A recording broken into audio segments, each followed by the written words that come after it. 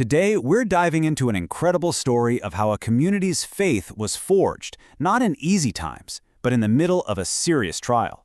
It was strengthened by revelation and fortified through some really profound spiritual lessons from the Quran. And really, at the heart of this whole explainer is this one simple question. It gets right to the core of what real security, what real strength actually is. We're about to see how one of them can crumble from the inside out, and how the other, when it's built the right way, is truly unbreakable. So let's set the scene. Our story starts with a major historical event, the siege of the Banu An-Nadir, a very powerful tribe in Medina. Now, on the surface, this looked like just another military conflict, but it was actually a deep, deep lesson about the nature of alliances and, the fragility of a faith that isn't genuine. And these were their strongholds. I mean, look at them. From the outside, they seem totally impenetrable, right? A real testament to their power and security. They thought these massive walls would protect them from anything. But the real weakness wasn't in the stone. It was in the hearts of the people inside, and maybe even more so in the allies they were counting on. This verse, wow, it just cuts right to the heart of the problem. The Quran reveals that the Banu An-Nadir and their allies, the hypocrites, were more afraid of the believers, just other human beings, than they were of God himself. And that shows a fundamental flaw in how they saw the world. Their fear was completely misplaced, which made their entire foundation incredibly unstable. And here's where you see the result of that unstable foundation.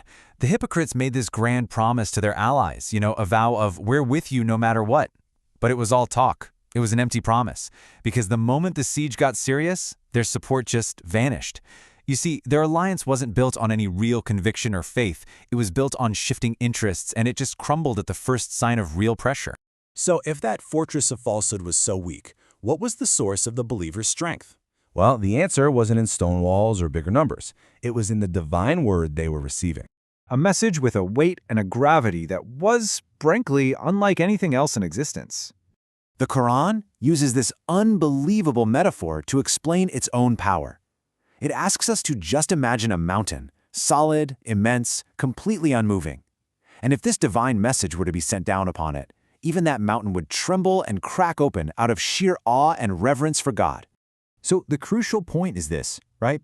If the hardest rock on earth is meant to humble itself before this revelation, what kind of effect is it supposed to have on the human heart?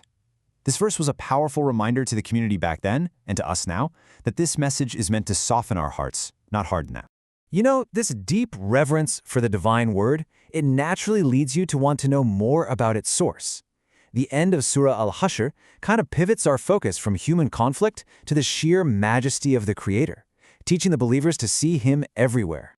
It starts by pointing out that everything in the natural world, from the smallest flower blooming in the desert to a huge, vibrant oasis, is in this constant state of glorifying its Creator. It's like the whole universe is alive with praise. And that praise isn't just limited to our world, not even close. The Quran expands our view to the entire cosmos, telling us that everything in the heavens and the earth glorifies Him. A perspective like that, it just encourages this profound sense of awe and connection to the divine. So how do we begin to understand this Creator?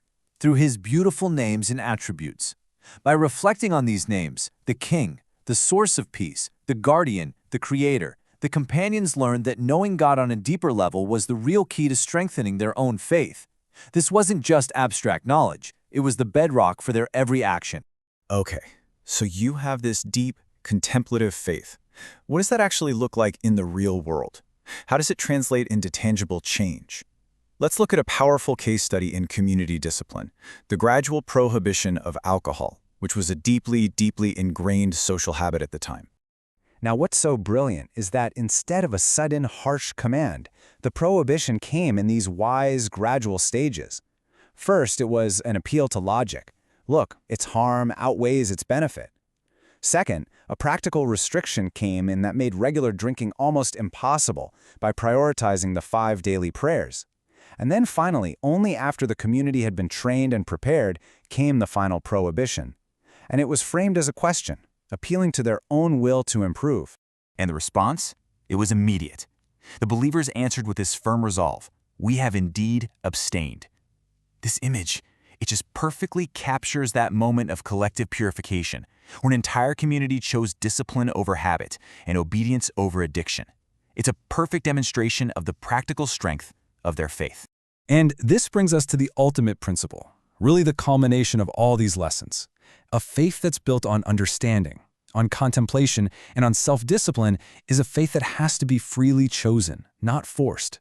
It becomes an unbreakable conviction. And the historical context here is absolutely crucial. This famous verse wasn't just some abstract ideal. It was revealed in response to a real-life situation where parents, out of their own religious zeal, wanted to compel their children to convert. The divine command actually intervened, establishing a foundational principle of the faith. You cannot coerce true belief. And the verse explains why there's no need for compulsion. It's because the truth has already been made clear.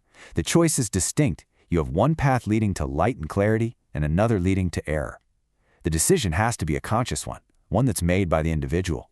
And this is the beautiful outcome of making that free choice. The one who consciously rejects falsehood, or tagut, which means anything worshipped besides God, and chooses to believe in God, has taken hold of something completely secure, a handhold that will never break. It's just a perfect metaphor for the security that comes from a conviction you truly own. And so we come all the way back to our original question. A fortress of stone? It can be undermined from within by fear and broken promises. But a fortress of faith, one that's built on a clear understanding of revelation, a deep connection to the divine, and the freedom of personal conviction, that is a stronghold that is truly unbreakable. The most trustworthy handhold, it turns out, is the one we're never forced to take.